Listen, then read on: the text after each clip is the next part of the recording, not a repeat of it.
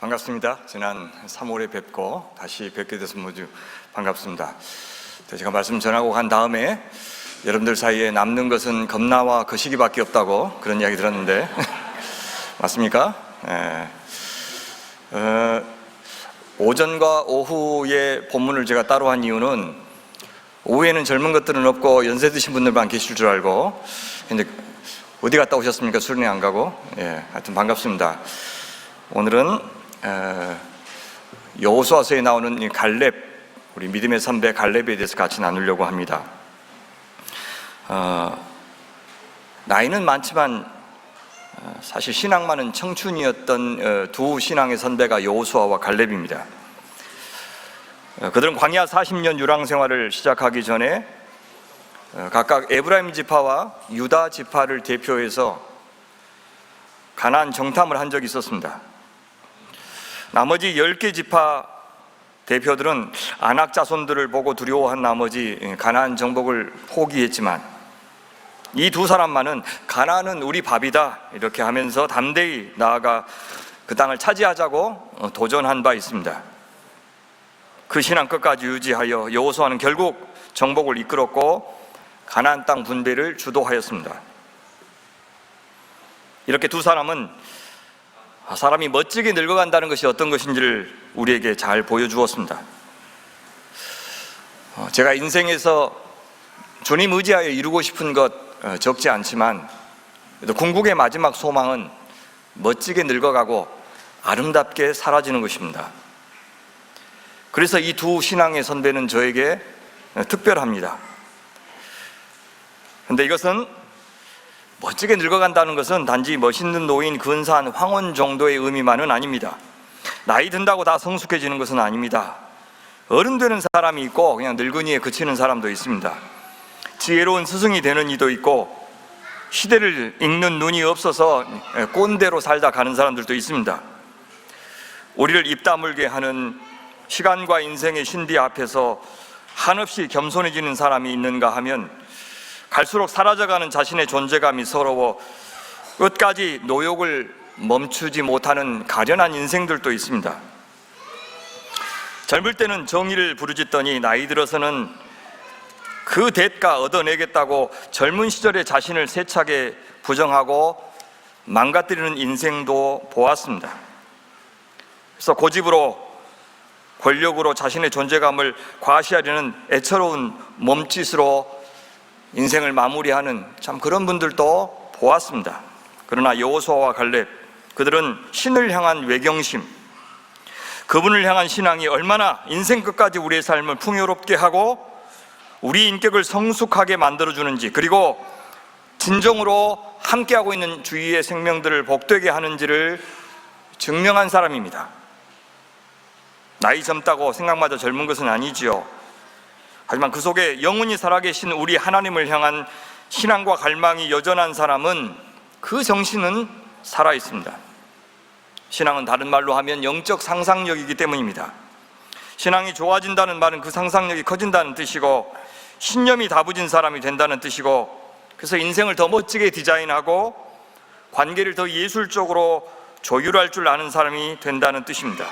예기치 않게 다가오는 삶의 질곡과 질고를 더 여유롭게 수용할 줄 아는 사람이 되어가는 것, 그것이 신앙의 사람이 된다는 말의 뜻입니다. 아무 생각 없이 욕망이 이끄는 대로 살지 않으면서 동시에 너무 비장해하지도 않는 사람, 섣불리 판단하지 않고 서둘러 샴페인을 터뜨리지도 않으면서 늘 행복의 이면에 항상 따라다니는 인생의 그늘, 그림자, 그런 것들을 의식하는 사람이 되는 것, 그것은 나이 든 인생의 노년을 맞이한 사람만의 특별한 축복이 아닐까 생각합니다.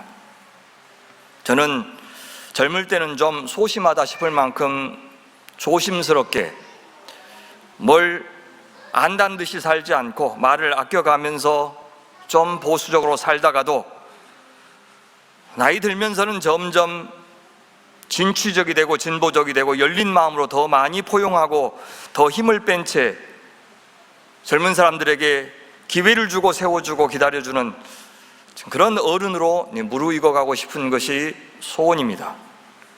그래서 더 많이 기도하고 더 깊이 침묵하고 더 용기 있게 행동하고 더 비우면서 더 낮은 자리로 기꺼이 수월하게 나아갈 줄 아는 그런 노년을 맞이하고 싶습니다. 저는 그런 모습을 흐릿하게나마 이 갈렙에게서 보았습니다. 여호수아서라고 하는 책은 건너라, 차지하라, 나누라, 섬기라 라고 하는 이 네 명령어로 설명할 수 있는 책입니다. 요단강을 건너서 가나안 땅을 차지하고 그것을 12지파 땅으로 나누고 그 땅에서 여호와 하나님만 섬기라고 당부하는 책. 건너라, 차지하라, 나누라, 섬기라. 오늘 본문이 들어있는 14장은 13장부터 22장까지의 큰 이야기, 여호와 땅을 분배하는 이야기 중간에 들어있습니다. 특별히 14장부터는 이제 요단강 서편 땅, 즉 본토 나누는 이야기가 시작됩니다. 유다 지파의 분배 기사가 가장 먼저 나오죠. 그들이 차지한 땅이 어디인지가 이제 15장에 나오는데 유독 이제 갈렙을 강조하고 있다는 사실을 알 수 있습니다. 유다 땅 분배 전에 갈렙의 땅 분배를 먼저 다루고 유다 지파가 그 땅을 정복하기 전에 갈렙이 그 땅을 차지했다는 이야기를 또 먼저 하고 있습니다. 그래서 강조점은 유다 지파가 아니라 특별히 유다 지파 안에서 갈렙이 어떤 신앙적인 고백을 했고 행동을 했는지가 성경 저자의 관심입니다. 여호수아가 모든 전쟁을 주도했지만 나이를 감안하면 모든 전쟁터에서 직접 이끌었다고 보기는 쉽지 않습니다. 늘 이스라엘 군대의 선두에는 이미 동편 땅에서 땅을 분배받은 두 지파 반이 앞장섰고요, 나머지 지파 중에서는 유다 지파가 앞장을 섰습니다.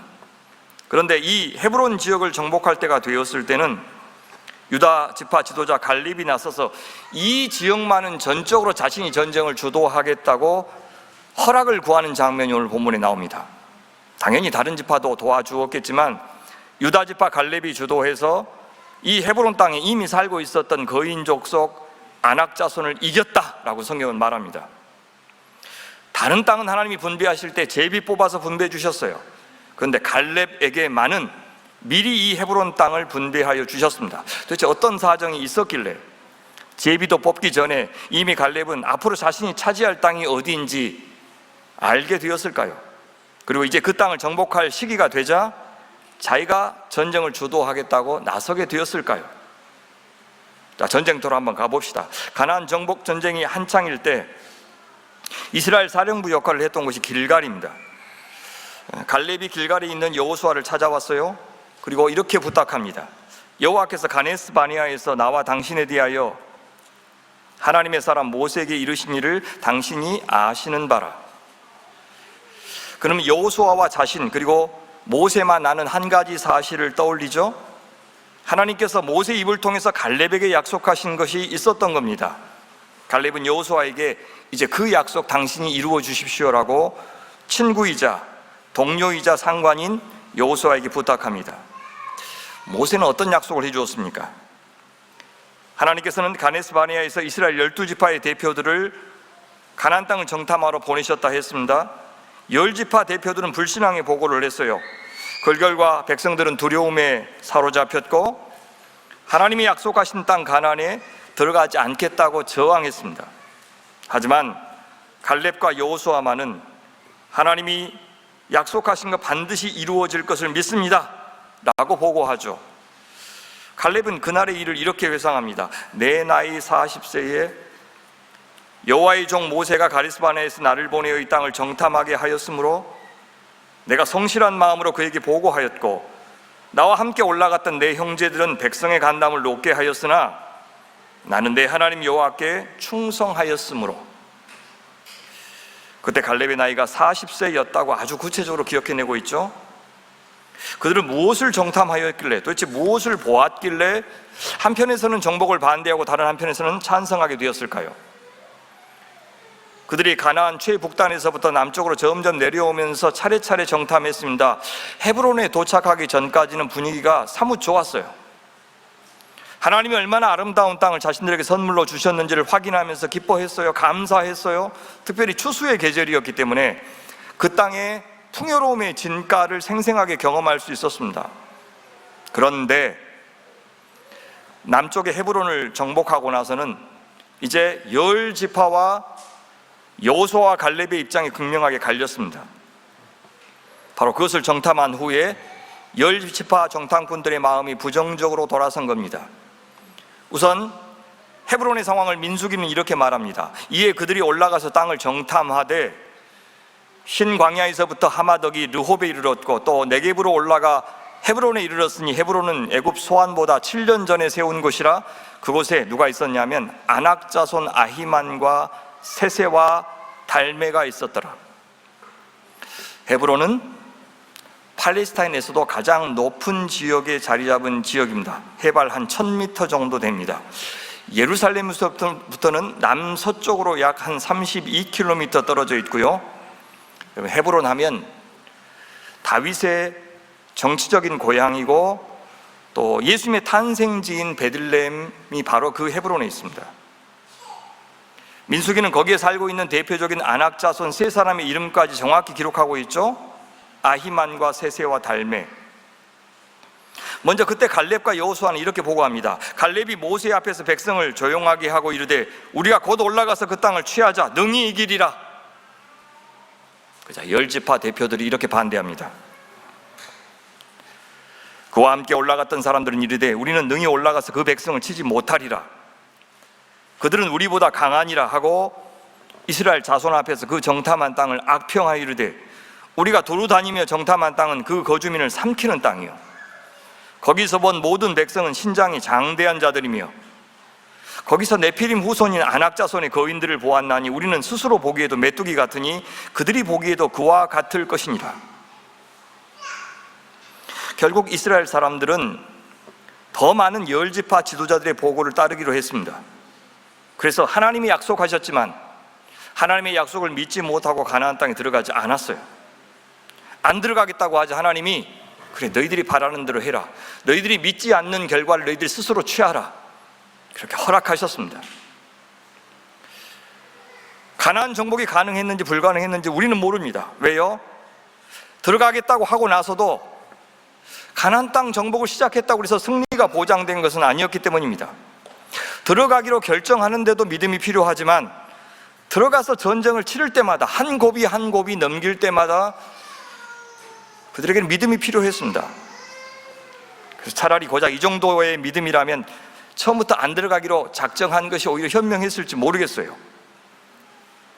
가나안 사람들에 의해서 죽든지 광야에서 죽든지 그것은 마찬가지이기 때문입니다. 여러분 여기서 우리에게 이제 기도를 어떻게 해야 되는지, 기도에 대해서 하나님이 어떻게 반응하신지를 볼 수 있습니다. 기도는 하나님의 백성의 특권입니다. 또 권리입니다. 동시에 우리가 한 기도에 대해서 우리가 책임을 져야 한다는 것도 보여줍니다. 우리가 아무 기도나 우리가 원하는 것 해서는 안 된다는 것도 말해줍니다. 주님은 그래서 분명히 말씀하셨죠. 기도할 때 열심히 기도하라, 세게 기도하라, 많이 기도하라, 밥 굶어가면서 기도하라 그렇게 말씀하지 않고 무엇을 기도해야 되는지, 어떤 마음으로 기도해야 되는지를 더 힘주어 강조하셨습니다. 네가 원하는 것, 구하는 것, 그래서 이루어지는 것이 축복이 아니다. 뭘 구하라? 먼저 그의 나라와 그의 의를 구하라. 그의 나라와 그의 의의 관점에서 너희들이 바라고 원하는 것들을 해석하라 그 말이죠. 평가하라. 네가 갖고 싶은 거, 되고 싶은 거, 하고 싶은 거, 그것이 하나님 나라와 그의 의와 관계가 있는지 없는지를 먼저 따져보고 나서 기도하라. 그런 말입니다. 대접을 받고자 하는 대로 남을 대접하라 그렇게 말씀하시죠. 그것이 기도의 문맥의 결론입니다. 네가 기도해서 얻고 싶은 거 다른 사람들이 또 똑같이 얻고 싶으면 다른 사람이 먼저 얻도록 기도해라 그런 뜻입니다.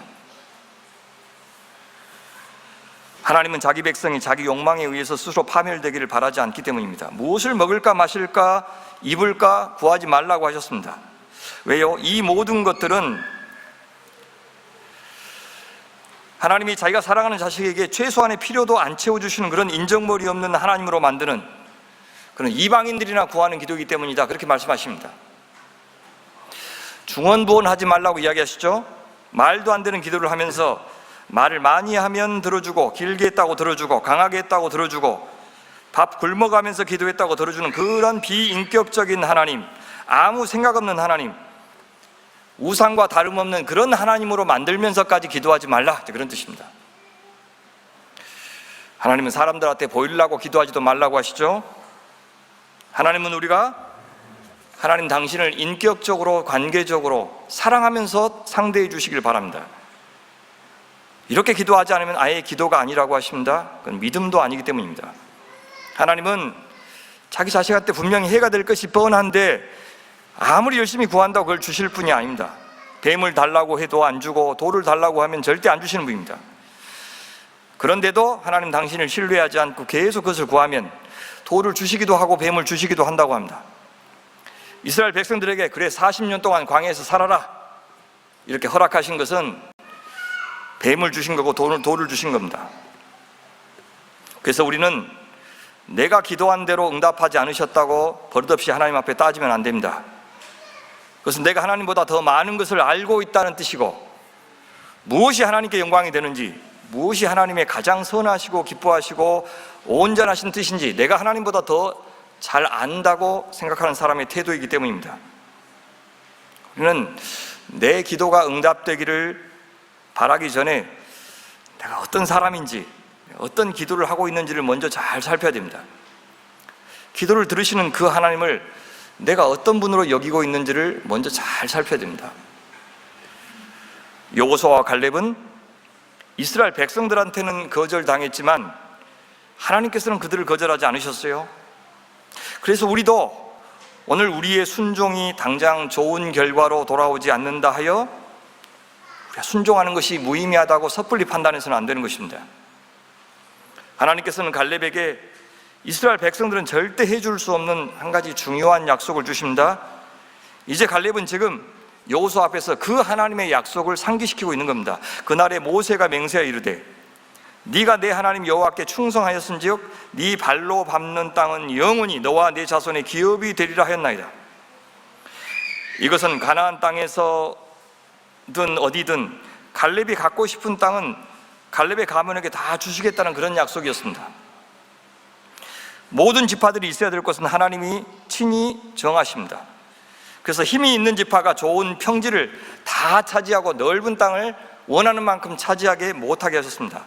힘 있는 지파도 산지를 차지할 수 있고 힘이 약한 지파도 비옥한 평지를 차지할 수 있도록 해주셨습니다. 그런데 유다 지파 갈렙의 가문만은 그가 바라는 대로 그가 원하는 지역의 땅을 차지할 수 있도록 약속해 주신 겁니다. 엄청난 특권을 받은 것이죠. 갈렙, 그는 여전한 현역이었습니다.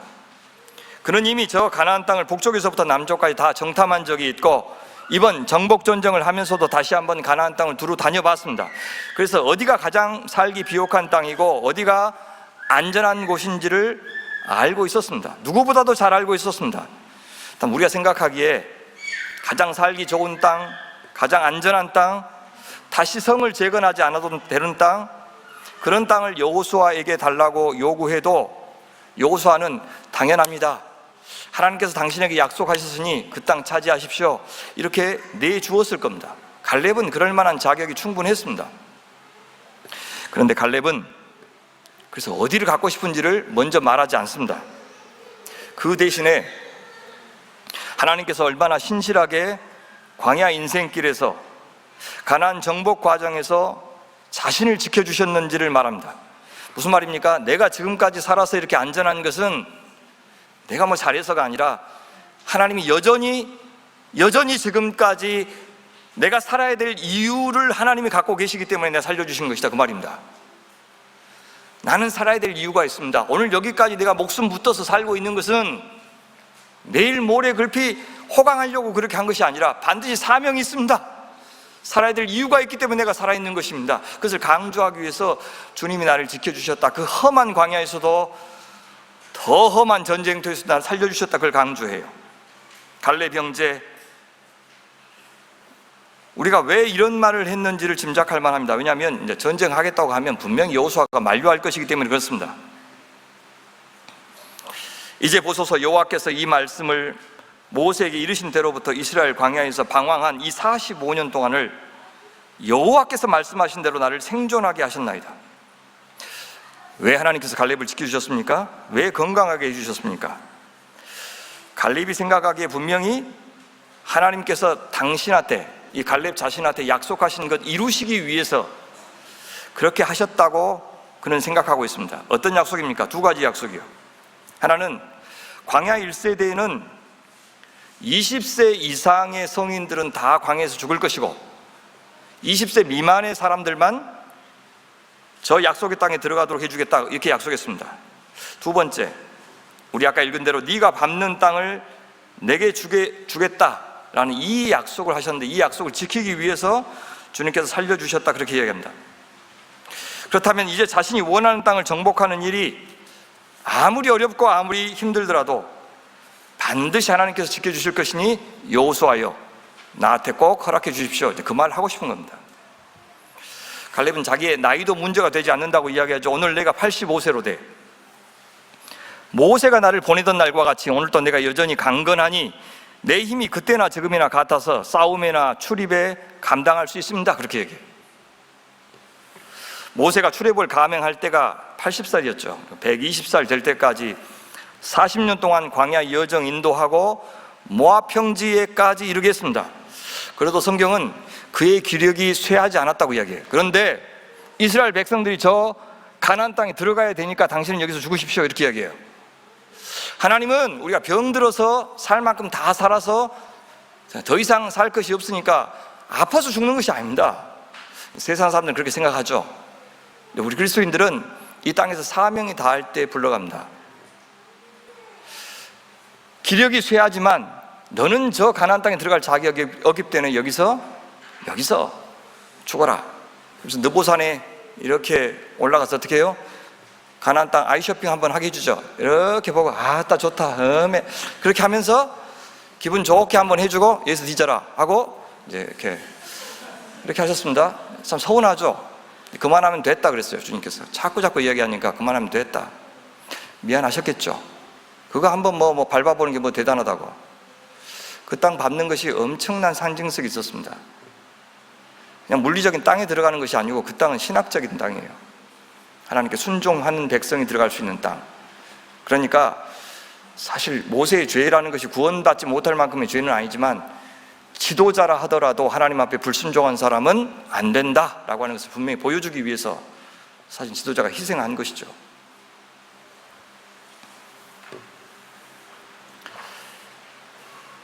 사실 나이만 생각하면 갈렙의 나이 85세는 뒷방 늙은이 취급받기에는 이른 나이입니다. 여호수아도 아마 비슷한 나이일 겁니다. 여호수아, 당신께서 지금 활발하게 전쟁을 이끌고 있듯이 나도 저 약속의 땅, 나에게 분배해 주신 그 땅 차지하는데 아무 문제 없습니다, 그렇게 설득하기 위해서 나이 거론한 겁니다. 그렇다면 진짜 갈렙이 정복하고 싶은 땅이 어디입니까? 여호수아가 거절하지 않고 반드시 허락해 주기를 간절히 바라는 그 땅은 어디입니까? 헤브론이었습니다. 12절 보시면 그날에 여호와께서 말씀하신 이 산지를 지금 내게 주소서. 당신도 그날에 들으셨거니와 그곳에는 아낙 사람이 있고 그 성읍들은 크고 견고할지라도 여호와께서 나와 함께 하시면 내가 여호와께서 말씀하신 대로 그들을 쫓아내리이다. 이 산지가 바로 헤브론 산지입니다. 헤브론 중에서 살기 좋은 평지가 아니라 아낙 자손들이 살고 있는 산성이 있는 산간지방 달라고 요구하고 있습니다. 비옥하고 비싼 평지가 아니라 차지하기도 어렵고 살기도 어려운 산지를 달라고 요구합니다. 이 땅을 반드시 자기의 손으로 정복하고 싶다고 갈렙은 간절히 말하고 있습니다. 여호와께서 갈렙에게 이 산지를 주겠다고 약속하신 적이 한 번도 없습니다. 그냥 네가 밟는 땅은 어디든지 주겠다고 약속하셨습니다. 그런데 갈렙은 그 말을 어떻게 알아들었어요? 네가 정복할 수 있다고 담대하게 고백했던 이 헤브론 산지를 갈렙 너에게 주겠다, 네가 정복할 수 있도록 내가 함께 하겠다, 도와주겠다, 이렇게 말씀하신 것으로 알아들은 거예요. 남편들은 부인들 말씀하시면 우리 해석을 해야 되잖아요, 그죠? 고지고대로 들으면 안 되잖아요. 반드시 번역기를 돌려서 해석을 해야 되잖아요. 그래요, 안 그래요? 안 그러다가 뒤지거든 터지잖아요, 그죠? 그러면 안 돼요. 번역기를 돌려서, 그래서 하고 싶은 말이 뭐지? 이게 골몰해야 됩니다, 그죠? 그게 성화예요, 그것이. 예. 갈렙이 영적 번역기를 돌린 겁니다. 하나님께서 네가 밟는 땅 어딘지 다 주겠다. 어디가 제일 좋지? 하면서 지금 40년 후에 저 부동산 값 오를 때가 목 좋은 데가 어디지? 이렇게 생각한 것이 아니고, 주님이 내가 어디를 선택하기를 원하시지? 다른 데는 다 본인이 선택해 주셨는데 그 말이야. 어디를 선택하기 원하시지? 내가 아니면 절대 안 되는 땅은 어디지? 아무리 험해도, 아무리 힘들어도, 아무리 사람들이 보기에도 불가능하다고 여겨도 그 땅을 차지하면 주님의 영광이 드러나고 주님다우심이 드러나는 곳이 어디지? 이 정도의 믿음이 있어야 감당할 수 있는 그 땅은 어디지? 라고 생각한 거예요. 그래서 네가 밟는 땅은 어디든지 주겠다, 그 말을 갈렙아 저 헤브론 땅 정복해라, 그렇게 알아들은 것입니다. 갈렙 그는 이 헤브론 산지를 잊을 수가 없습니다. 이스라엘을 공포와 절망으로 몰아넣었던 그 산지 어떻게 잊겠습니까? 적어도 갈렙에게는 가나안 땅 다 차지해도, 가나안의 모든 세력 다 이겨도 이스라엘에게 지난 40년 광야 생활을 안겨다 주었던 이 산지 헤브론과 그곳에 사는 거인 족속을 정복하지 않는다면 진정한 승리가 아니라고 생각했어요. 갈렙에게는 이제 정복해야 될 가나안의 대표적인 상징이 바로 이 헤브론의 아낙 자손이었던 겁니다. 동료들도 돕겠지만 이 전쟁만은 앞장서서 자기가 감당해야 된다고 여겼어요. 지난 45년 동안 이날만을 손꼽아 기다린 사람입니다. 이스라엘 하나님 여호와께 참혹한 수치와 굴욕을 안겨다 준 아낙 사람들, 그들이 있는 헤브론 산지와 그 수치를 준 세 지도자의 이름까지 갈렙은 여전히 기억하고 있습니다. 아낙 자손 아히만과 세세와 달메가 있었더라. 다시요, 하나님께서 네 밟는 땅 내게 주겠다 이렇게 약속하신 때부터 그는 이 약속을 하나님의 간곡한 당부로 들었습니다. 갈렙, 네가 저 헤브론 정복해다오, 저 아낙 자손 무찔러다오, 그리하여 이스라엘 너희 조상들이 얼마나 어리석은 판단을 했는지 증명해다오. 갈렙, 저 헤브론이 제2의 바벨탑이요 애굽이라는 것을 증명해다오. 네가 간다면 나도 가겠다, 네가 싸운다면 나도 너를 위해서 싸워주겠다, 그리고 네가 밟는 그 땅 네 것이 되게 해주겠다. 이런 하나님의 약속과 당부로 그는 들었던 것입니다. 그래서 가장 살기 좋은 땅, 가장 값이 많이 나갈 만한 땅, 가장 편안하게 노후를 보낼 수 있는 그 땅 주장하지 않았습니다. 아브라함의 조카 롯처럼 그가 눈을 들어 본 곳은 비옥하고 물이 풍부한 땅이 아니었습니다. 가장 어려운 땅, 위험한 땅, 살기 팍팍한 산지, 그러나 하나님의 영광이 증명되는 곳, 죄의 능력을 드러낼 수 있는 곳, 사탄의 진이 가장 강력한 곳, 그곳을 나한테 맡겨달라고 부탁하고 있습니다. 수고 없이 물려받겠다는 것 아니라 나가 싸워서 이기겠다고 말합니다. 가장 하나님의 승리가, 하나님의 능력이, 하나님의 위대하심이 가장 잘 드러날 수 있는 약한 상태, 가장 불리한 상태를 의도적으로 선택하겠다고 나선 겁니다. 그래서 이 승리가 갈렙이 대단한 사람 되는 게 아니라, 갈렙 네가 100명 있어도 절대 못 이길 싸움을 이겼구나, 네 뒤에 분명히 하나님이 계시구나, 하나님의 승리가 오롯이 드러날 수 있는 조건을 그가 구한 겁니다. 하나님의 살아계심을 증명하고자 그는 영적 모험을 감행하기로 한 겁니다. 강하고 넉넉한 자의 삶에서, 그래서 내일이 예측 가능한 사람의 삶에서 어떻게 하나님의 능력이 드러나겠습니까? 기껏 그 하나님을 인정하는 찬양이나 감사의 고백, 그 정도 할 수 있을까요? 그렇죠. 너무나 예측 가능한 삶에서 안정감을 누리고 그것을 성공이라고 생각하는 사람들에게서 하나님의 존재감을 드러낼 여지는 사실 거의 없습니다. 그러니 이 부유한 나라 독일 땅에서 어떻게 하나님의 영광을 받으시겠습니까? 우리처럼 약하고 부족한 자들의 삶에서 바로 그 자리에서 겸손히 우리 하나님 아버지의 능력을 의지하고 구할 때, 그때 주께서 일하실 때 그 능력이 더 고스란히 드러나지 않겠습니까? 우리가 참 모질이들의 삶에서 상하고 통회하여 오직 하늘만 바라보며 눈물을 흘리며 엎드린 그 심령들에게서 우리처럼 깨어지기 쉬운 질그릇 같은 존재들 가운데서 보호하신 예수님, 능력의 예수님, 지혜의 예수님이 더 잘 드러나지 않겠습니까? 그러니 하나님께서 때로 우리의 앞에 도대체 우리가 감당할 수 없을 것 같은 산지 같은 환경을 주시거든, 절망을 주시거든, 장애물을 주시거든, 인생의 질곡을 주시거든, 무너져가는 건강을 주시거든, 감당할 수 없는 자식을 주시거든.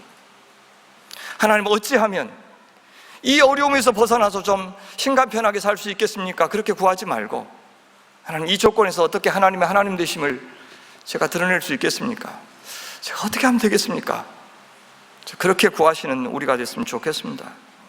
갈렙의 관심은 45년 전이나 지금이나 하나님이었고 하나님의 나라였습니다. 그런 점에서 갈렙은 나이 들고 늙었지만 그의 신앙만은 상록수처럼 푸르름 그 자체였습니다. 청년의 기백이 살아있는 사람이었습니다. 노아 홍수가 나던 시대를 다스리던 자들이 바로 이 거인족 네피림이었습니다. 그들의 후손이 아낙자손입니다. 그들의 땅 기럇 아르바는 하나님을 향한 자율적이고 자기 주장만 가득한 대항 집단의 상징입니다. 음녀 바벨론이었습니다. 바벨탑이고 애굽입니다. 갈렙은 그런 자들이 있는 한 하나님 나라는 없다고 생각했어요.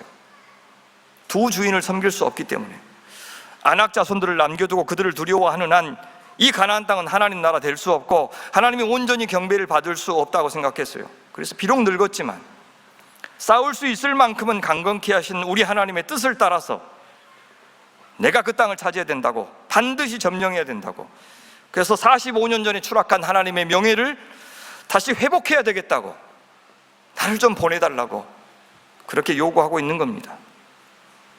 사랑하는 여러분, 우리가 나이 젊든지 또 나이 들었든지 간에 우리의 신앙만은 주님 부르시는 그날까지 기백과 푸르름을 간직하시길 바랍니다.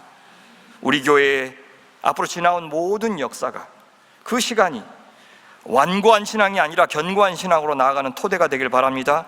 그만큼 오래도록 하나님의 부인할 수 없는 역사를 우리 인생에서 또 교회와 함께 또 귀한 목사님과 함께 경험했으니, 겪었으니, 그만큼 다른 사람들이 못 누리는 은혜를 누렸으니, 이 기적 같은 하나님의 개입과 간섭을 겪었으니, 그 간증들이 있으니, 부끄러움과 염치를 모르는 이 추악한 역사 속에서, 자본주의 마수에 사로잡힌 이 세계 속에서 부디 교회만은, 우리만은 살아있는 정신으로 하나님 나라의 생명의 가치를 주장하시는 여러분 되시기를 간절히 바랍니다.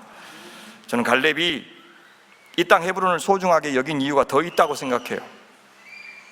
이 헤브론은 사실 우리들은 잘 모르지만 이스라엘 사람이라면 다 기억하는 장소입니다. 잊을 수가 없습니다. 여러분, 이 헤브론이 어떤 곳인지 말씀드렸죠? 제가 이렇게 자꾸 이야기하니까 좀 거의 갔다 온 사람인 줄 아는데 아직 못 갔습니다. 아직 이제 못 간 것이 참 서운하다 했는데, 김만종 목사님 오래 가셨다면서요, 그죠? 위로를 얻었습니다.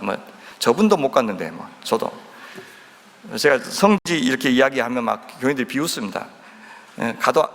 가보지도 않았으면 저 구라친다고 막 이렇게 말해요. 내년에 갑니다.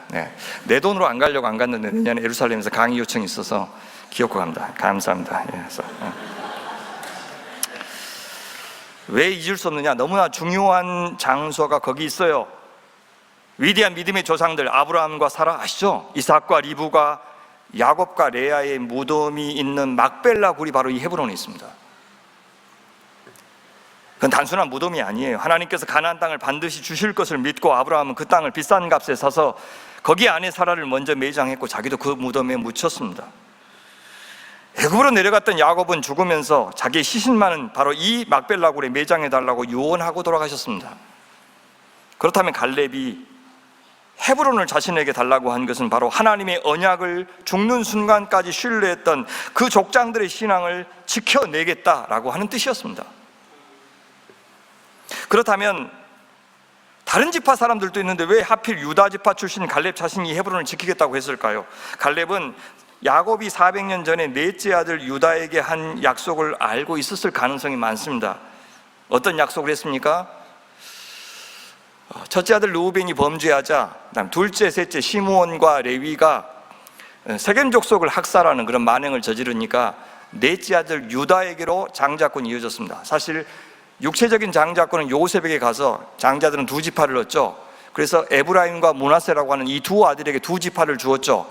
레위가 안 받았으니까 12지파가 되는 겁니다. 그런데 영적인 장자 권세는 누구한테 줬냐면 유다한테 줬어요. 넷째 아들 유다한테 줬어요. 기억하십니까?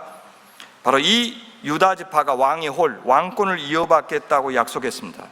그렇다면 유다 지파의 지도자인 바로 자신 갈렙이 이 신앙의 유적지를 지키는 것이 맞다고 판단했을 가능성이 많습니다. 실제 헤브론 하면 가장 먼저 떠오르는 이름은 갈렙이 아니라 다윗입니다. 누구든 다윗의 정치적인 고향이 이 헤브론인 것을 알고 있기 때문입니다. 예루살렘 왕궁과 성전이 있기 전까지 법궤가 있었던 곳이 바로 이 헤브론입니다. 또 헤브론을 중심으로 해서 우선 다윗은 남쪽 지파의 왕이 되었고 나중에 북쪽 지파와 통일 왕국을 이루었던 장소도 바로 이 헤브론입니다. 그러니까 이 헤브론을 훗날 사람들은 굉장히 중요하게 여겼습니다.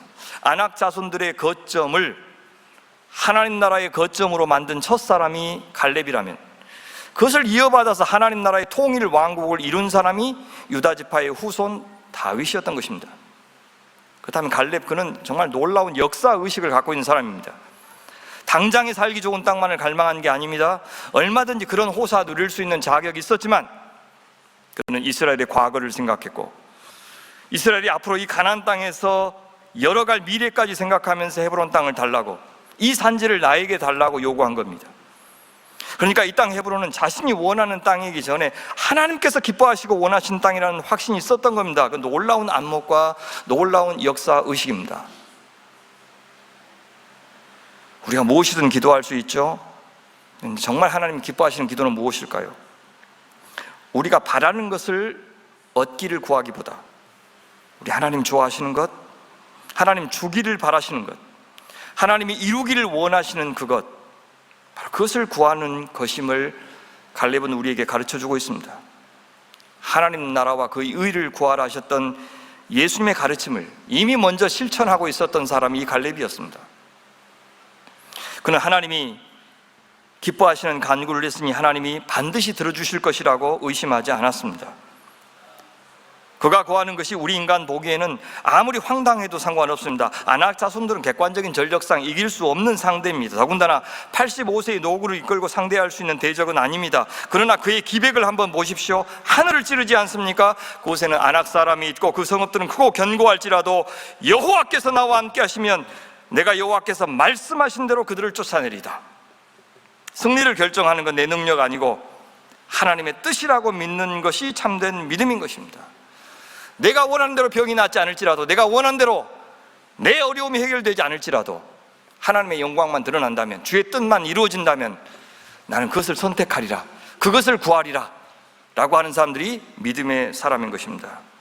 갈렙은 말하죠. 여호와께서 나와 함께 하시면, 내가 아니라 여호와께서 나와 함께 하시면, 내가 85세에도 건강하니 할 수 있다, 그런 말 하지 않습니다. 모든 조건 다 갖춰도 하나님의 동행하심, 임마누엘이 없으면 안 된다 고백합니다. 왜냐하면 이 세상에서 우리가 상대하는 세력은 늘 아낙 자손이고 이 세상은 산지이기 때문입니다. 거인들의 도시, 하나님을 대적하는 사탄의 세상, 공중 권세 잡은 자들이 득세하는 세상.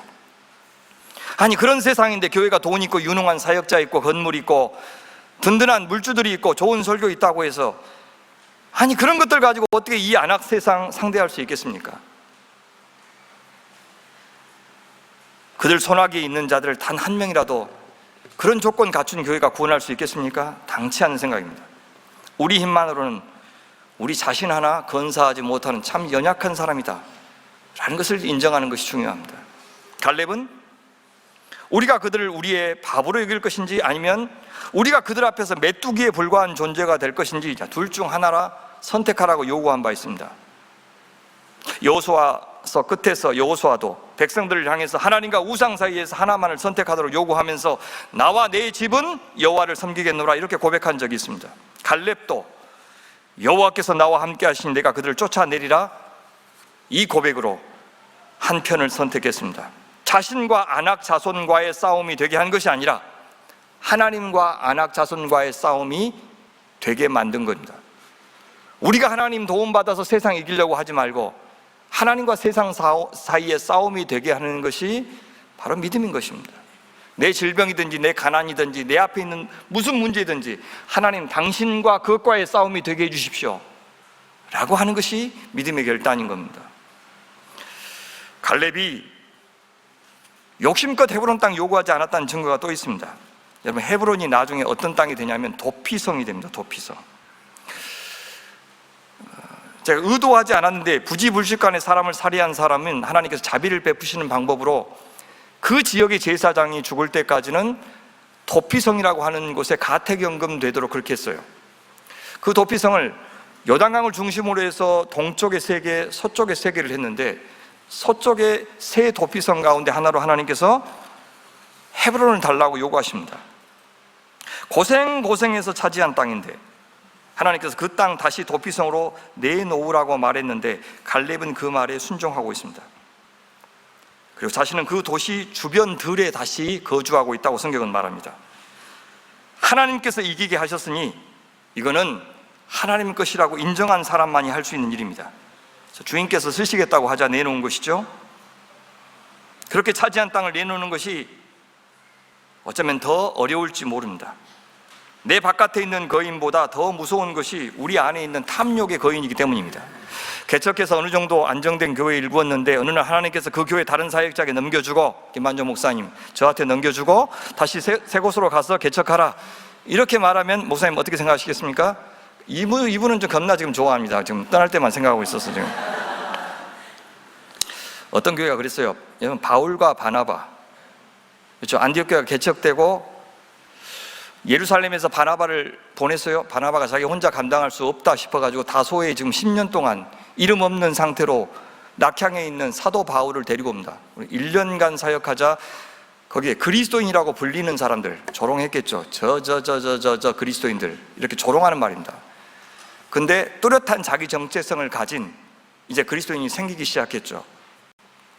그 다음부터는 얼마나 이제 부흥하고 번성할 일만 남아있는데 하나님께서 성령을 통해서 이 2 사람만 따로 딱 집어서 괜찮은 사람 한 2 사람 선교사로 보내라 이렇게 하시지 않고 딱 2 사람 찍어서 이방인 선교사로 보내라, 담임 목사와 부목사를 이방인 선교사로 보내라 그렇게 말씀하셨는데 안디옥 교회가 그 말씀에 아름답게 순종하여 그 복음이 전해져서 오늘 여기까지 우리에까지 한반도까지 그 복음이 그 순종 때문에 그 순종을 시작으로 해서 전해지게 되었던 겁니다. 갈렙도 그렇게 순종합니다.